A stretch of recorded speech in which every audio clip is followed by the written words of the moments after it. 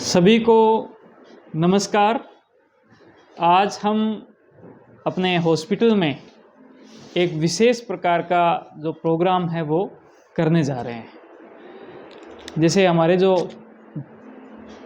YouTube या फिर Facebook माध्यम से या फिर किसी भी माध्यम से जो लोग इस प्रोग्राम को बाद में देखेंगे, उनको बताना चाहता हूँ कि आज मैं यहाँ पर सूरतगढ़ में हूँ, अपने हॉस्पिटल में हूँ और मेरे सामने जितने भी जो हमारे पेशेंट्स बैठे हैं और हमारे साथ में हमारा जो शहर है, इसकी आन बान शान और शहर के चप्पे चप्पे से वाकिफ़ जो हमारे मार्गदर्शक हैं श्रीमान परशुराम भाटिया जी, वो हमारे बीच में हैं और वो अपनी जो वाणी और विचारों से आज हमें बहुत कुछ बताएंगे और बहुत कुछ इनकी जो सोच और विचार है उसके अनुरूप हम समाज का, देश का, हमारे शहर का बहुत कुछ भला कर पाएंगे। और साथ में आज एक बहुत ही अच्छी बात हुई कि मेरे जो पापा जी हैं वो भी आज यहाँ पर आए हुए थे। इनका नाम है श्री पूर्णराम जी और ये अध्यापक हैं, टीचर हैं और इनका जो रिटायरमेंट है वो भी नज़दीक है, जो कि यानी कि अगस्त के अंतिम में है। तो उसके बाद में मुझे लगता है कि आज का जो विषय है वो इनको भी बहुत ही ज़्यादा पसंद होगा कि इस विषय में काम किया जाए और अपने समाज को, अपने शहर को, अपने पूरा ये जो हमारा डिस्ट्रिक्ट है, इसको, हमारा जो बीकानेर संभाग है और राजस्थान है, इसको सुधारा जाए। आज का विषय है वो है नशा मुक्ति, कि शहर के अंदर नशा मुक्ति का जो अभियान है वो कैसे और ज़्यादा अच्छा हो और बढ़िया किया जाए। जैसा कि आप सभी को पता है कि अपने हॉस्पिटल के अंदर जो मनोचिकित्सक हैं उसकी सेवाएं रहती है, जिसमें मनोचिकित्सक के तौर पर मैं खुद यहाँ पर सेवाएं देता हूँ। तो यहाँ पर मानसिक स्वास्थ्य से संबंधित जितने भी जो सेवाएं हैं वो सभी मरीजों को मिलती है, लेकिन इसके साथ में नशा मुक्ति की जो सेवाएं हैं वो भी हम बहुत अच्छे से लोगों को देने की कोशिश करते हैं, जिसमें हल्का फुल्का जो नशा है उससे शुरू करके और बहुत ही एडवांस जो नशा है वहाँ तक की सेवाएं रहती है। आप सभी को जानकर बड़ी खुशी होगी, यद्यपि इसके बारे में ज़्यादा जो आम पब्लिक है उनको नहीं पता था, कि मुझे कुछ टाइम पहले जो राजस्थान के जितने भी जो मनोचिकित्सक हैं उनकी एक सोसाइटी है, यानी कि एक उनका संगठन है जिसको बोलते हैं राजस्थान डी एडिक्शन सोसाइटी। उसका जो एक अध्यक्ष जो होता है, उसका प्रेसिडेंट, वो मुझे बनाया गया। मैंने इसकी जो जिम्मेदारी है वो स्वीकार की।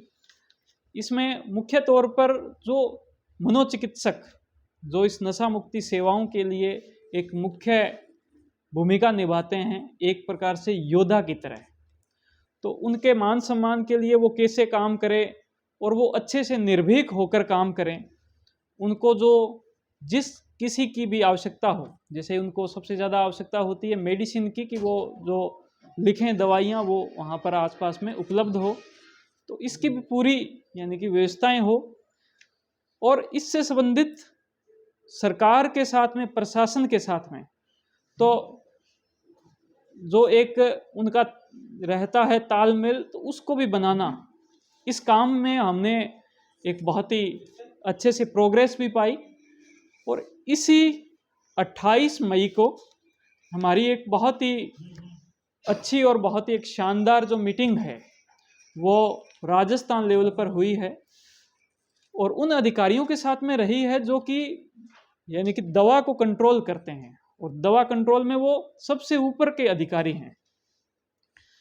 वहाँ से एक जो बहुत ही मुख्य जो एक विषय जो कि हमारे बीच में ही है, वहीं से उनको सूचना मिली है कि जो यानी कि मेडिसिन जो होती है, जो कि लोगों का जीवन बचाती है, दवा जो है, इसका बहुत सारे लोग नशे के तौर पर दुरुपयोग कर रहे हैं। यानी कि दवा जो है, जो कि लोगों के फायदा करती है, लेकिन उसका भी लोग जो नशे के तौर पर दुरुपयोग कर रहे हैं, तो इस दुरुपयोग को कैसे रोका जाए, इसके लिए उन्होंने हमसे विचार साझा किए। अब वो विचार हमने उनके बीच में रखे। यद्यपि ये जो मीटिंग थी ये हमारे लिए भी एक प्रकार से एक अनोखी सी मीटिंग थी, क्योंकि इतने जो एक प्रकार से वो जो अधिकारी हैं वो बहुत ही मतलब बड़ी पोस्ट पर थे, और उस लेवल की मीटिंग जो है बहुत ही कम होती है। तो शुरुआत के अंदर जब उनसे बातचीत शुरू हुई तो कुछ उनकी जो भी बातें थी वो हम तक आई, लेकिन उसके बाद में इतने दिनों के अंदर जो अखबारों में बहुत सारी जो न्यूज़ आई थी, जो खबरें आई थी, वो उनके बीच में रखी गई और उन खबरों पर चर्चा भी की गई, क्योंकि ये खबरें धरातल की खबर थी, ये आम जन की खबर थी। जिन खबरों को अखबार यानी कि अखबारों के अंदर लिखी हुई है, लेकिन वही खबरें उन्हीं सब लोगों के बीच में हमारे जो एक बहुत ही एक जो शानदार समाज सेवी हमारे बीच में मौजूद हैं, तो वो उन खबरों के बीच में रहते हैं, उनको पता होता है कि समाज में क्या चल रहा है, उसको कैसे ठीक किया जाए।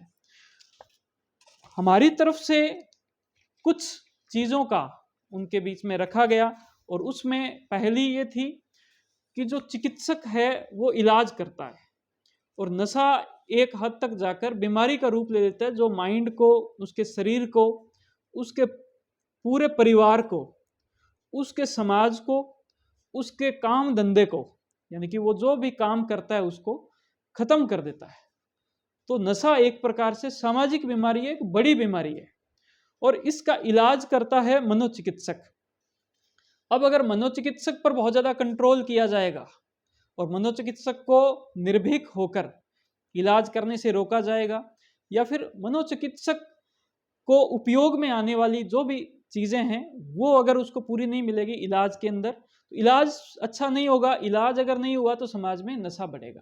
इस वजह से मनोचिकित्सक को आज़ाद किया जाए, मनोचिकित्सक को बहुत अच्छे से काम में लगाया जाए।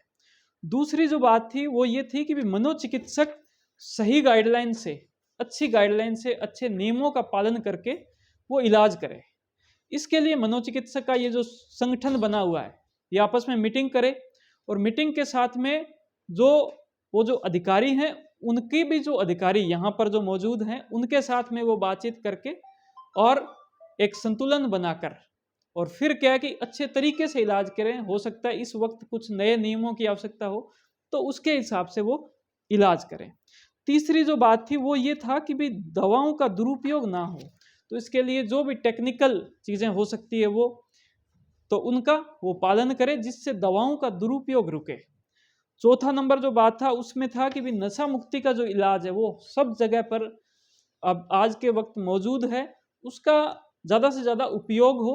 और जो गंभीर नशे हैं, जैसे कि अभी आपको ये बताएंगे कि जो नशे यानी कि पन्नी पर लिए जाते हैं, या फिर जो नशे इंजेक्शन लगाकर किए जाते हैं, वो गंभीर नशे हैं, उसका किस प्रकार से इलाज किया जाए, उसकी सही गाइडलाइन डॉक्टर को भी पता हो, मरीजों को पता हो, और हॉस्पिटल के अंदर एक ऐसा बोर्ड लगे जहां पर लगे गंभीर मरीजों का इलाज अलग प्रकार से किया जाता है और इसका इस प्रकार से होगा।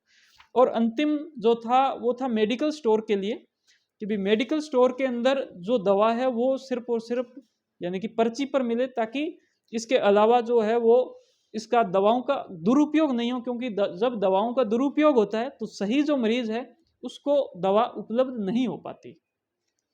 अब इन सारे चीज़ों के बाद में हमने यही एक विचार किया कि इसके अंदर डॉक्टर अपनी भूमिका निभा रहा है, लेकिन इसके साथ में डॉक्टर दो काम करता है। एक तो उसका इलाज करता है, दिमाग की नाड़ियां जो खराब होगी उसको ठीक करता है।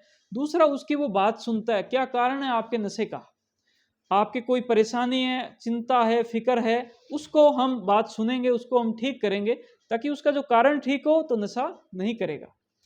तीसरा जो पॉइंट इसके अंदर आता है वो है समाज, बायो साइको सोशल मॉडल। समाज, क्यों नशा हॉस्पिटल में पैदा नहीं हो रहा, मरीज हॉस्पिटल में आकर नशेड़ी नहीं बन रहा, मरीज बाहर ही वो नशा करना शुरू करता है, कहीं ना कहीं नशा बाहर है। उसकी उत्पत्ति को नहीं रोका जाएगा तो ये हॉस्पिटल छोटे पड़ जाएंगे, ये हॉस्पिटल कम हो जाएंगे, ये नशे की जो बहुत ही बड़ा जो समस्या है ये कभी भी ठीक नहीं होगी। तो बाहर की जो समस्या है उसको कैसे ठीक किया जाए, इसके लिए एक विचार तो ये कि हमारी ये जो सोसाइटी है, जो कि RDS के नाम से है, राजस्थान डी एडिक्शन सोसाइटी के नाम से ये है, तो ये इसका लोगो है, तो इस प्रकार से ये, तो इसके अंतर्गत जितने भी जो मरीज हमसे ठीक हुए हैं, जो मरीज एकदम ठीक हो गए, वो आसपास समाज में हैं, वो अपनी ज़िंदगी अच्छी बिता रहे हैं, वो ज़िंदगी बहुत ही अच्छे से अपना सब कुछ कर रहे हैं, वो समाज में जाए, लोगों को वो मोटिवेट करे, किसी को वो इस प्रकार से बताए, सिर्फ वो भले हमारा यहाँ का यानी कि डायरेक्शन दे दे कि भाई आप भले सरकारी अस्पताल में जाओ, भले आप किसी प्राइवेट हॉस्पिटल में जाओ, या फिर आपकी मर्जी वहाँ जाओ, लेकिन आप नशा मुक्ति का इलाज लो और अपने आप को ठीक करो, अपने परिवार को ठीक करो। तो ये एक सुझाव जो है वो हमारी सोसाइटी की तरफ से आप सभी के बीच में रखा गया है। जो भी इसके अंदर शामिल होना चाहते हैं वो RDS लाइफ केयर आर्मी, इसके नाम से हम एक आर्मी की तरह एक आर्मी बना रहे हैं, जो कि समाज के अंदर ये एक जो बड़ा जो एक बीमारी है, जो कि सामाजिक बीमारी है नशे की, इसको ठीक करेगी। इसके अलावा जो सुझाव रहते हैं उसके लिए मैं चाहूँगा कि हमारे जो आज के मुख्य मेहमान हैं परशुराम भाटिया जी, तो वो अपने विचार रखेंगे, अपने सुझाव रखेंगे, और उसके बाद में मैं इनसे पापा जी से भी उसके जो सुझाव है वो लेना चाहूँगा। हाँ जी सर।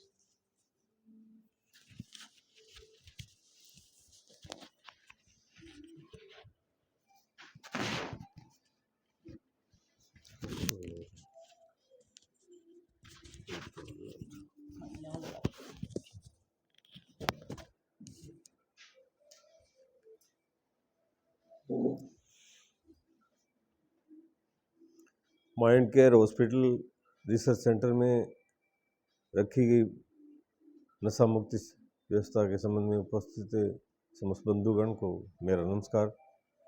डॉक्टर साहब को नमस्कार, डॉक्टर सुरेश जी को और उनके फादर साहब पूर्ण जी को बहुत बहुत नमस्कार, और समस्त जो हॉस्पिटल के स्टाफ गण हैं उनको भी मेरा नमस्कार।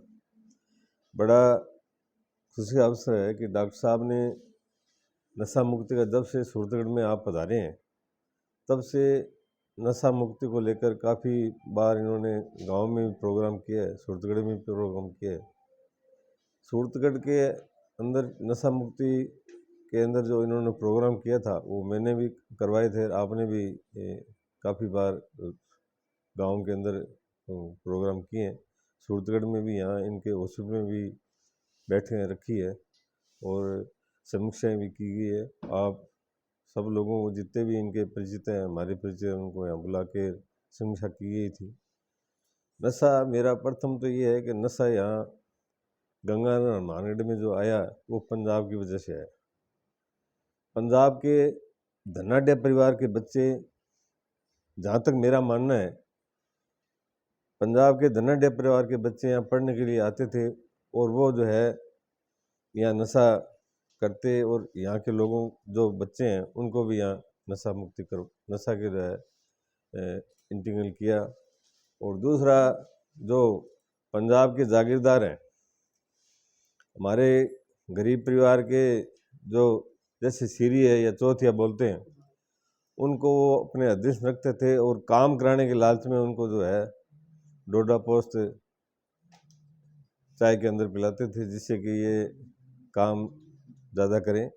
ये मेरा खुद का व्यक्तिगत विचार है और मैं जहाँ तक मैं इसको सही मानता हूँ कि जागीरदार जो सरदार थे वो गरीब परिवार को शोषण करते थे, काम कराने के लिए उनको देते थे, और जब वो अपनी उम्र से ऊपर जो 70-75 का हो जाता था, काम करने लायक नहीं रहता था, तो घर से निकाल के वो अपने यहाँ गंगानगर भेजते थे।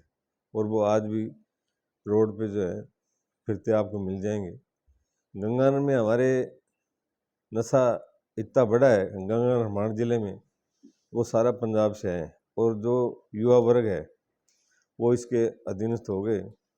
परिवार, मेरा ये मानना है कि परिवार जो है अपने बच्चे को, क्योंकि जो बच्चा नशा करता है उससे परिवार से कोई अलग पता नहीं रहता, ये बात मानने वाली बात है नहीं, कभी परिवार को पता नहीं रहता।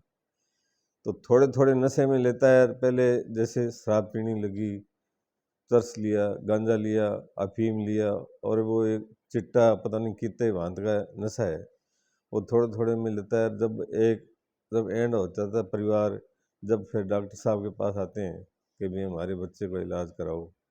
क्योंकि अगर ये हमारे परिवार अपने बच्चों को शुरू से ही अगर ध्यान रखे कि बच्चा जैसे बाहर, अब सूरतगढ़ के अंदर कोचिंग चल रही है, हज़ारों बच्चे यहाँ कोचिंग ले रहे हैं, पर हज़ारों बच्चे भी जो बाहर से बाड़मेर से आए हैं वो नशा बेचते हैं।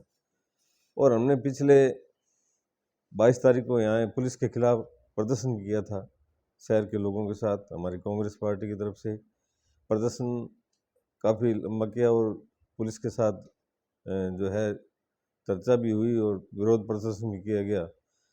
पुलिस को ये हमने काफ़ी जो पॉइंट है वो इंगित करके दिए थे कि यहाँ नशा बिक रहा है, आप रेड मारो, कि हम फिर रहे हैं। तो हमारी जो है धरना प्रदर्शन करने के बाद में सूरतगढ़ के अंदर जो है नशे के काफ़ी पकड़े हैं लोग, और नशा करने के बाद में जो बच्चे नशे के अंदर इंगित हो जाते हैं, और नशे से जब उनको नहीं मिलता है तो वो चोरी करते हैं।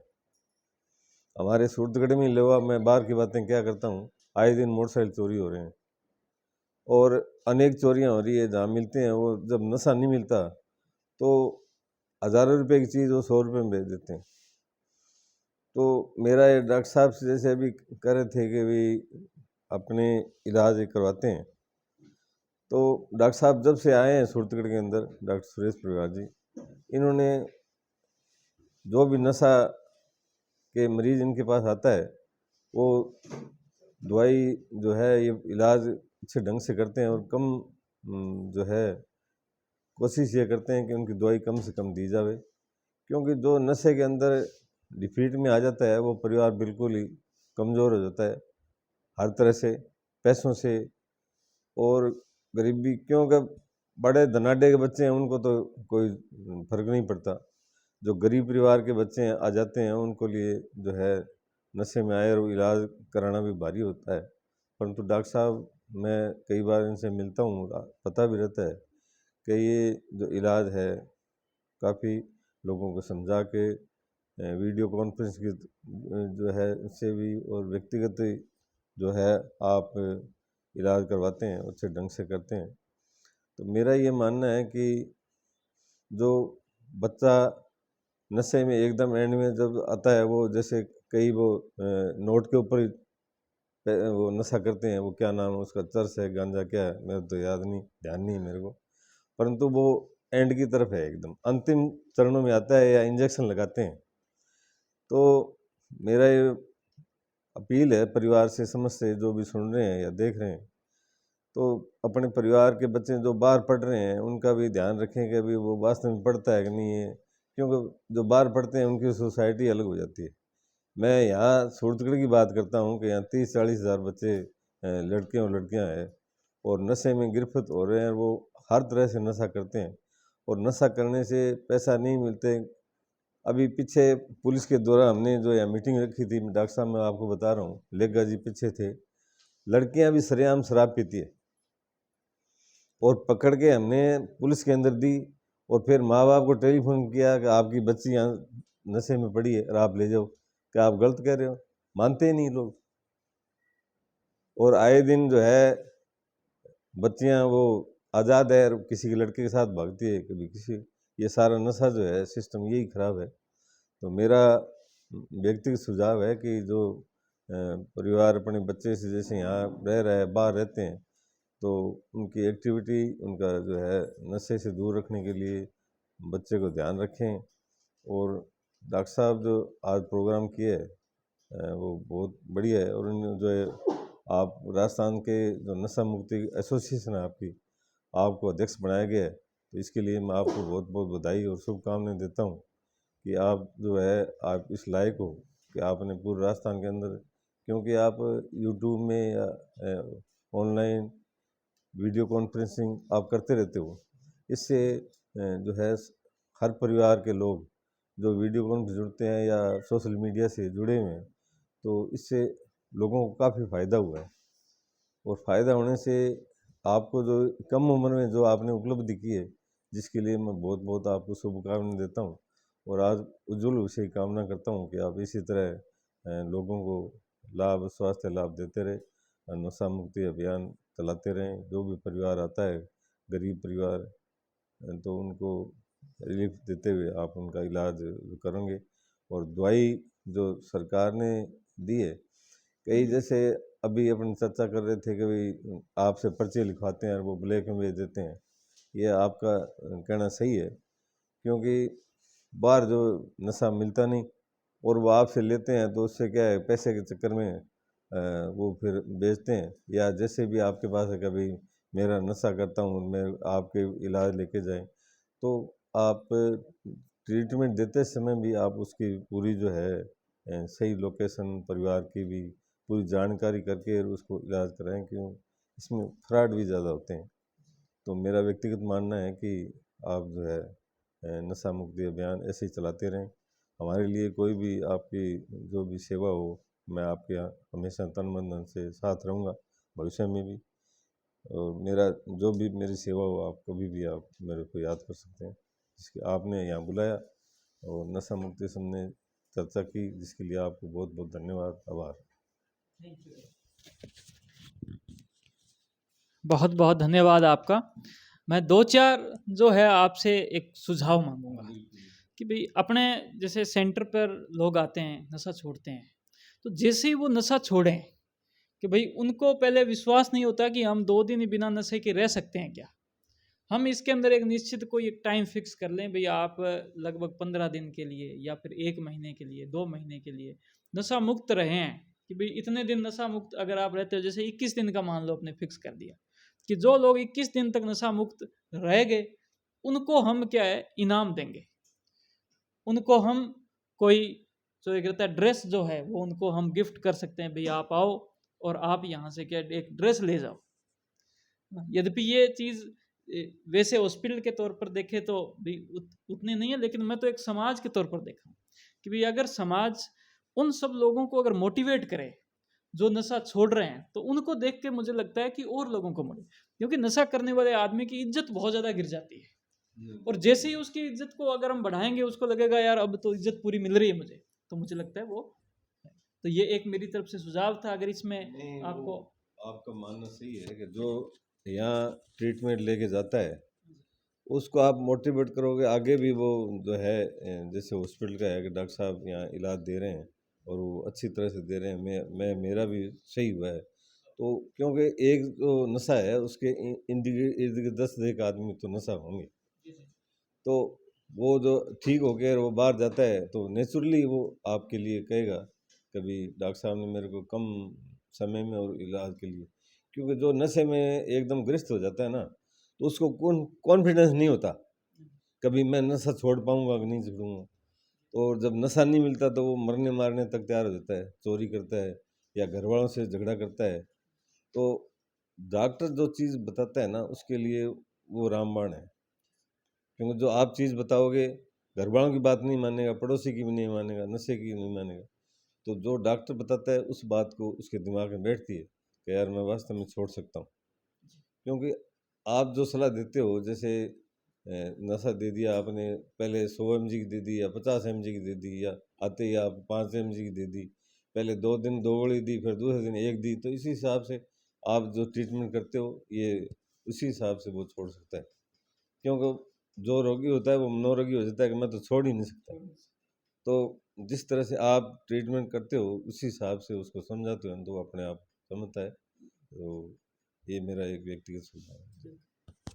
बहुत बहुत धन्यवाद आपका। अब मैं आज का जो प्रोग्राम है इसकी अंतिम जो एक यानी कि कड़ी है उसके अंदर मैं पापा जी को पूछना चाहता हूँ कि भी क्योंकि जो शिक्षक हैं उनका भी मुझे लगता है कि एक बहुत ही बड़ा योगदान है समाज को सुधारने में। क्योंकि अभी मेरे पास में बहुत सारे ऐसे विद्वान जो शिक्षक हैं उनका फ़ोन भी आया कि अभी हम फ्री हैं और छुट्टियां चल रही है, क्यों ना हम जो है इस काम के अंदर अपनी भागीदारी निभाएं।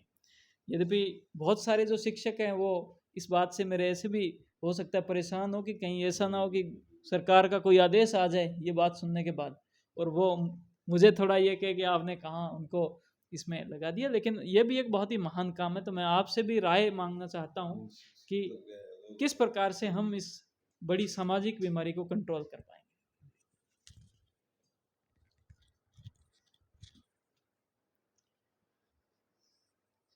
आदरणीय परशुराम जी भाटिया जी, हॉस्पिटल का डॉक्टर्स में स्टाफ और मेरे सामने बैठे पेशेंट, आज का विषय नशा मुक्त, बहुत ही अच्छा विषय। मैं मेरी तरफ से कहूँ तो आज से जब से मैंने समझ पकड़ी है, यानी कि 7-8 साल का था, उसके बाद से अब तक मैंने किसी प्रकार का नशा नहीं किया। और मैं यही सोचता था कि मेरे बच्चे भी नशा नहीं करें, लेकिन बाई चांस संजोग ऐसे हुआ कि मेरी शादी हो गई। तो सुरेश की जो मम्मी है वो चाय नहीं पीती, अब वो चाय नहीं पीती तो इन बच्चों को भी चाय पीनी नहीं सिखाई। तो मेरा तो सारा घर परिवार ही वैसे भी नशा मुक्त हो गया, लेकिन फिर भी यानी कि मुझे चिंता रहती थी भी कहीं नशा नहीं करे। डॉक्टर जब ये MBBS कर रहा था बीकानेर पटेल मेडिकल कॉलेज में, तो मैं 2-4-6 महीने में छापा मारता था बिना बताए जांच पड़ताल के लिए, क्योंकि मैंने सुना था भी डॉक्टर्स तो बहुत ज़्यादा शराब पीते हैं। तो वहाँ मैं इसको जाके पड़ताल करता भी ये भी नहीं लग जाए। वहाँ MBBS होगी, कोटा चला गया तो वहाँ भी ध्यान रखा। फिर ये साइकेट्रिस्ट बन गया तो ये कहने लगा मैं पंजाब जाऊँ। मैंने कहा यार वहाँ तो बहुत ज़्यादा नशा है, यदि वहाँ तू चला गया तो नशा छुड़ाता ऐसा ना हो खुद ही करने लग जाए। तो नशे के प्रति मैं तो बहुत ज़्यादा सचेत रहता हूँ। प्रार्थना होती है ना, मैं स्कूल में तो मैं हमेशा ही, अब तो वो दो पुराना हो गया, पहले मैं हमेशा कहता था कि जिसका बाप पिए दारू उसके बच्चे लगाएं झाड़ू। ये मैं एक अनमोल वचन बोलता था, लेकिन आजकल तो कहते हैं दारू बहुत पीछे रही। दारू को तो आम साधारण कहते हैं, नशा साधारण, हाँ कुछ भी नहीं है। कि अब तक चिट्टा रही है, बता रहे थे जो एक दिन में क्या 5,000, 10,000, 20,000 का नशा है। दारू तो हाँ, मेडिकल नशा क्या वो भी खतरनाक है, जो कि यूँ शरीर कांपने लग जाता है। तो मेरा तो ये सुझाव है कि अपने समाज में, शहर में मान लो कहीं भी, एक जन जागृति अभियान होना चाहिए। जैसे अपने जागरण लगाते हैं ना, रामदेव जी का, हनुमान जी का, उसमें कहते हैं ये नहीं करना चाहिए, झूठ नहीं बोलनी चाहिए, मांस मदिरा नहीं खानी चाहिए। उसमें विशेष जोर देना चाहिए नशा मुक्त पर। पहले जो 5 भजन बोले जाते हैं ना, वो 5 भजन ही ऐसे होने चाहिए नशा मुक्त पर ही, कि अब जो युवाओं आप नशा न करो। नशा करोगे तो आप नहीं, आपका पूरा परिवार, आस पड़ोस का जो सारे वो भी नष्ट हो जाओगे।